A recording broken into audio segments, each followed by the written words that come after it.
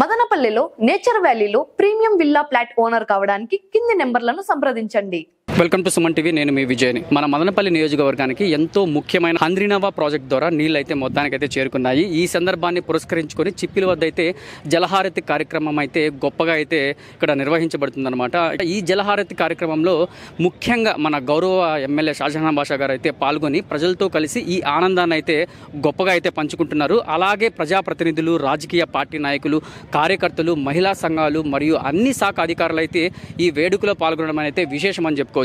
So హంద్రీనవా project నీరు చేరడం వలన మన ప్రాంతానికి భవిష్యత్తులో వ్యవసాయానికి, తాగునీటికి ఎంతో మేలు జరగబోతుందని మనం ఊహించబోతున్నాము. ఈ జలహారతి కార్యక్రమాన్ని మనం అందరము కలిసి ఘనంగా జరుపుకునే ప్రయత్నం అయితే చేద్దాం.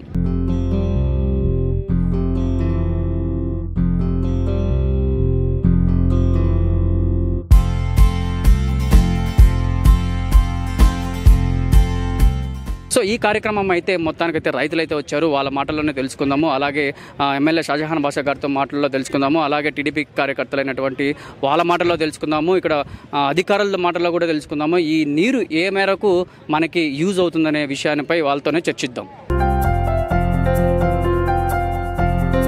సో ఇప్పుడైతే ప్రస్తుతం షాజహాన్ బాషా గారు అయితే జలహారతి అయితే చేయడం జరిగింది. సో పెద్ద ఎత్తున అయితే ఇక్కడ నీళ్ళు అయితే ఏరు పారులు అవుతున్నాయి. సార్ మాటలు అడిగి తెలుసుకునే విషయం చేద్దాము. సార్ నమస్తే. సార్ నమస్తే. సార్ బాగున్నారా? బాగున్నాం సార్. మొత్తానికి అయితే మదనపల్లి ప్రజలకైతే జలకళ అయితే ఉట్టిపడతా ఉంది అసలు వాళ్ళ కళ్ళలో చూస్తుంటే. ఖచ్చితంగా ఇది ఒక మదనపల్లి ప్రజల కళ. ఇది యావత్తు ఏదైతే ఈరోజు కాలువ ఇది రాయలసీమ సస్యశ్యామలం చేస్తూ కుప్పం వరకు ఈరోజు హంద్రీనవా కాలువ వెళ్తున్నదంటే దానికి కారకులు పెద్దలు చంద్రబాబు నాయుడు గారు.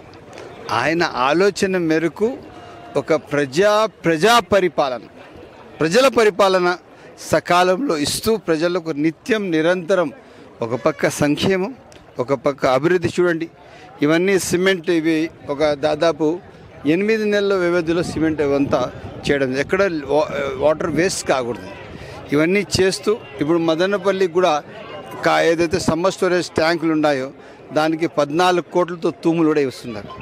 5 సంవత్సరాలు ఇసుక అమ్మేశారు కానీ వైసీపీ వాళ్ళు తూములు తంటకపోలేదు. ఎందుకంటే అవి కట్టేస్తే నీళ్ళు వచ్చేస్తాయి. నీళ్ళు వచ్చేస్తే మళ్ళీ అందరూ వచ్చి అడుగుతూ ఉంటారు, ఎప్పుడు నా నీళ్ళు వదిలేదని. అందుకు నీళ్ళు రాకపోతే ఇంక వదిలేదిలే, నీళ్ళు ఇచ్చేదిలే, అందుకు తూములు కట్టేదిలే.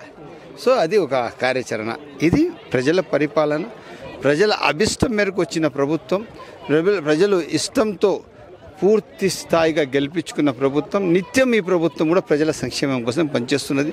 దానికి ఈరోజు ఈ రాయలసీమ సస్యశ్యామలం చేయడం, తాగునీరు సాగునీరుకి ఒక పెద్ద ఇది ఒక కళ. ఇది ఇటువంటి కార్యక్రమం ఈరోజు జరగడం అంటే ఇది వాస్తవం. మీరు 1000 కోట్లు ఇస్తే కూడా ఈ నీళ్లు ఒకసారిగా సాగునీరు తాగునీరు కానీ ప్రజలకు ఇచ్చేస్తే వాళ్ళ పంటలు సంవత్సరానికి ఒక 2 పంటలు చేసుకుంటే రైతులందరూ సుభిక్షంగా ఉంటారు, అన్ని విధాలుగా ఆర్థికంగా బలపడతారు.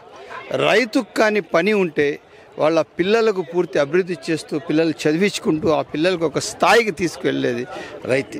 మన అందరూ ఒక కార్యాచరణ, ప్రతి ఒక్కరి ఏదైనా బ్యాక్లాగ్ కుటుంబం అంటే అది రైతు నుంచే ఉంది. సో మనం ఎప్పుడు రైతు మంచి కోరల్లా, రైతుకే సర్వస్వం, రైతే ఈ దేశానికి రారాజు అని చెప్పి ఒక ఆలోచనతో మనం ముందుకు నడవాలా.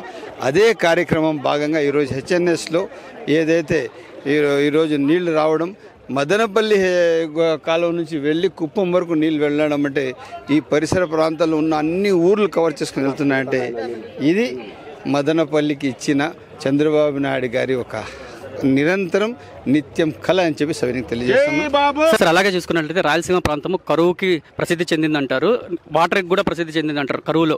సో ముఖ్యంగా ఇప్పుడైతే వాటర్ అయితే నిత్యం అయితే ఈ రోజు అయితే విడుదల చేశారు. ఇది నిత్యం ఉంటుందా సార్? ఎంతకాలం ఉంటుంది? ఉండాలి. ఇప్పుడు ఎందుకంటే పోలవరం కంప్లీట్ అయితేనే పోలవరం బ్యాక్ వాటర్, ఇది మన కృష్ణా బ్యాక్ వాటర్ మొత్తం వచ్చింది హెచ్ఎన్ఎస్కి వస్తుంది. హెచ్ఎన్ఎస్కి వచ్చిన తర్వాత నిన్న కూడా నేను మన హెచ్ఎన్ఎస్ ఎస్సీ గారితో డిస్కస్ చేశాను.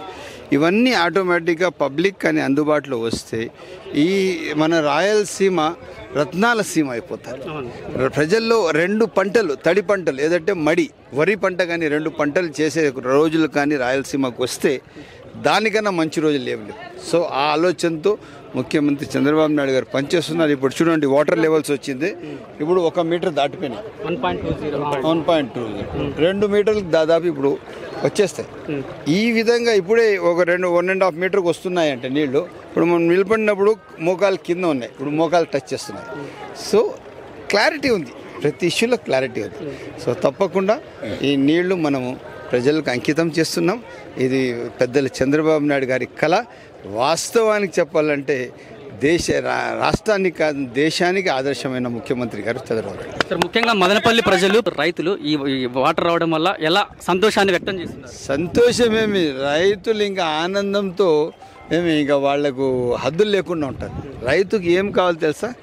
ఆయన భూమి పట్టా పాస్బుక్, రెండోది ఆయన భూమికి ఆయన సాగు చేసేటట్టుగా నీరు, కరెంటు మాత్రం ఇప్పుడు ప్రభుత్వం ఫ్రీ ఇస్తున్నాం.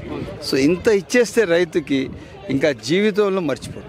అటువంటి ఒక ఆలోచన ఏదైనా ఉందంటే తెలుగుదేశం పార్టీ పెద్దలు చంద్రబాబు నాయుడు గారి చేతిలో రైతులు సుభిక్షంగా సంతోషంగా ఉండాలని తెలియజేస్తారు. ఓకే సార్, ముఖ్యంగా మదనపల్లిలో సార్ నీటి సమస్య అనేది ఎక్కువగా ఉంది.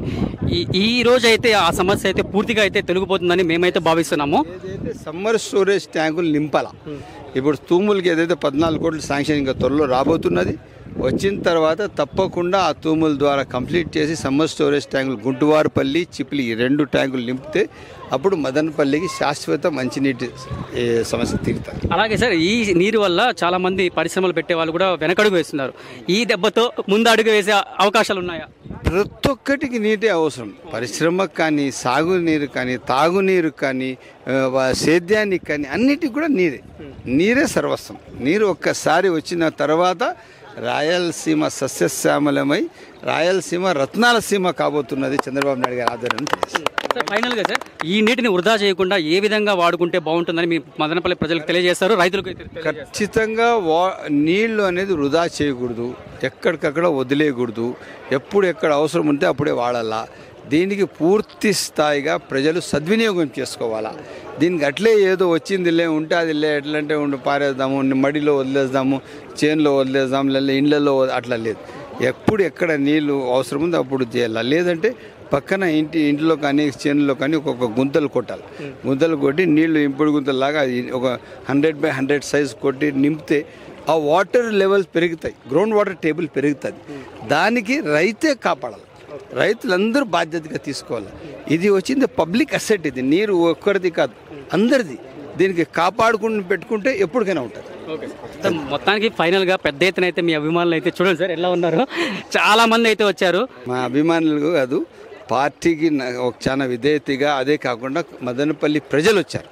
ఇది ఎందుకంటే ఈరోజు నా పైన, పెద్దలు చంద్రబాబు నాయుడు గారి పైన, లోకేష్ బాబు పైన, ప్రభుత్వం పైన పూర్తి నమ్మకం ఉంది. ఒక్క పిలుపు ఎప్పుడు ఇచ్చాము? రాత్రి 8-9 గంటలకు ఇచ్చాము. ఇప్పుడు 11 o'clock 12 గంటలకు అందరూ చేరిపోయారు. సో ఇది ఒక డిసిప్లిన్ కలిగిన పార్టీ. ఎప్పుడు నిత్యం ప్రజల్లో నేను ఉంటాను, ప్రజలు నాతో ఉంటారు.